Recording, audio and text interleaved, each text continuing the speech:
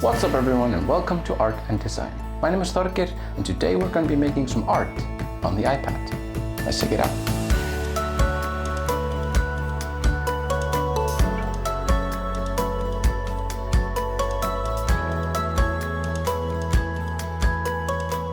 So what I had planned for today's video was to take you with me on a hiking trip in Iceland. The idea was to take some pictures of some nice looking textures, some beautiful landscape, and kind of use that in order to create an original artwork. There was one problem with that idea, and that is there's a massive storm raging in Iceland right now. So I'm not going outside, especially not with a camera. So instead, what we're gonna do is we're gonna chill out inside and have a nice time and make something awesome on the iPad.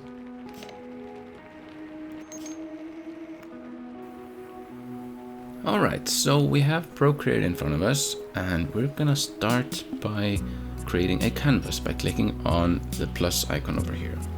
Now we're gonna select a golden ratio big canvas and I'm gonna show you what that looks like.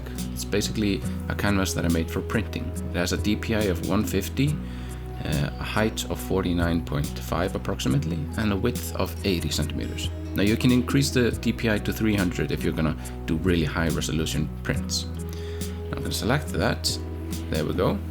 So we're going to start by decreasing the brightness of the background to something that is less eye straining. It can be very uncomfortable to look at a white canvas for a prolonged period of time. So we're going to select a color for the brush, and I'm thinking something on the lines of orange. Maybe not so bright like this one, yeah. For the brush itself, let's check that out. I'm thinking Nico roll would do nicely here. So quick tip, tap with 4 fingers removes the interface. Pretty handy if you want to focus on the drawing. Now sometimes it can be very beneficial to know exactly what you're going to be drawing, but sometimes it's actually more fun just to go at it to see what comes out. And that's what I'm essentially doing here. I'm just putting something down on paper and then, oh, well, not paper. Putting something down on the iPad and kind of see where the process is taking me. Now, I have sort of an idea of what I want to create. It's something to do with the transition between a sky and a lake and something happening in the middle. I haven't figured out that point yet. Now, I'm quite happy with this shape right here. What I'm going to do is I'm going to mirror this shape by dragging it to the left here, pressing duplicate, and then I'm gonna press the mirror horizontal, turn on magnetic so that it is in line, and then I'm gonna drop it over here, and then we'll see, yeah, it matches together. Okay, we can work with this. So next thing I'm thinking about doing is doing the sea and then the sky. Okay, let's just start by merging these two together and creating a new layer, putting this underneath this layer. So we're going to be working on the sea and we're going to have it underneath this layer. Let's pick a nice bluish color. Yeah, looks pretty good. Okay, so now I'm just gonna go ahead and fill in the bottom section of this painting right here.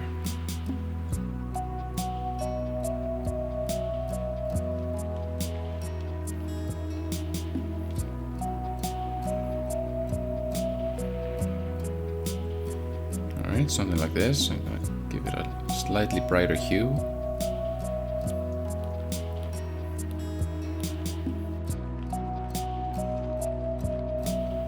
Now we're going to create a new layer and we're going to position that above the sea layer, but still underneath that orange layer. And now for a sky texture, maybe bright orange.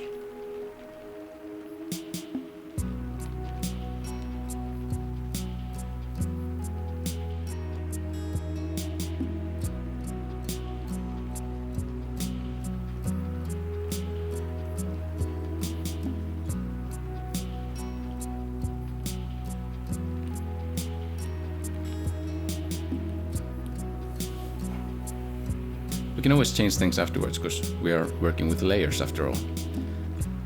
Alright, so what should we do next? What we could do is we could select a brush and we could simply start drawing in the sunset and put in all the little details that go into making a painting look really good. That's gonna take a while. I'm not gonna do this for this video, so we have the iPad, we have the pencil, we've taken some pictures, which we have in the cloud, and I have downloaded a few pictures in high quality, and I'm just gonna select a sunset. And voila, we got a sunset in the image. Now, what we could start by doing is start by removing all of the parts of the image that we don't need. No, we're not going to be doing this. It's going to take way too long. We don't have time for that. So instead, what we're going to do is we're going to do a clever trick. So start by resizing the canvas, positioning the sky so that it looks right in the composition.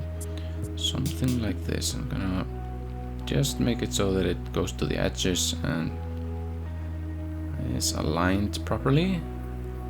Yes, I'm pretty happy with that. So now what we're going to do is we're going to select the sky layer, and essentially what we're doing is we're selecting the outlines of the content of that layer, and then we move to another layer and clear it. Except if we do it right now, we're just going to clear the sky portion of that image. So we need to inverse the selection by tapping on this icon right here. So now we've inverted the selection, and now we can press clear, and there we go. Pretty cool. So that's a pretty handy trick to have in your tool belt. So the next thing we're going to do is we're going to do the same for the lake, and we're going to select an image by clicking insert photo. And I'm thinking about using this, where was it? Right, this one over here. And the sparkly, I think it's the bonnet of my car actually. It was kind of sparkling that morning. I'm just gonna position that like so. Make sure that the edges line up. All right. And then we do the same. We select the contents of the layer that we painted earlier, and then we press inverse selection, make sure that we have the above layer selected, and press clear, and there we go, we got the selection cleared out. And the next thing what we're going to do is we're going to work on the hue, saturation and brightness of this layer, the horizon, the yellow stuff essentially. Just going to bring down the hue just a tad, decrease the saturation a bit, and a little less brightness.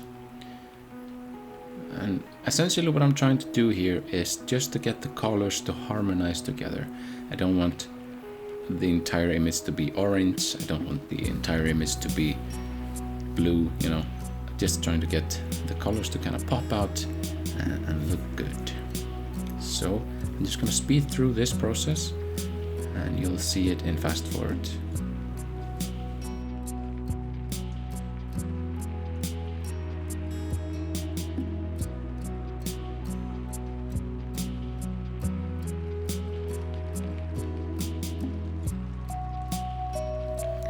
Alright, so now that we've got the colors to a point where I'm happy with them, we're going to start working on the center of the image where the event is going to take place. And for that we're going to select the awesome ink, which is pretty awesome ink. It's an awesome brush that we downloaded. I'll link it in the description if you want to use it yourself. So let me show you what it looks like. Right, I still got the sky layer selected, so deselect that. And as you can see, the brush changes based on the orientation of the movement. So it's pretty awesome and creates some cool looking textures. So I'm just going to drag a few lines from the edges towards the middle of the screen where the action or the event is going to take place. And we'll see what happens from there.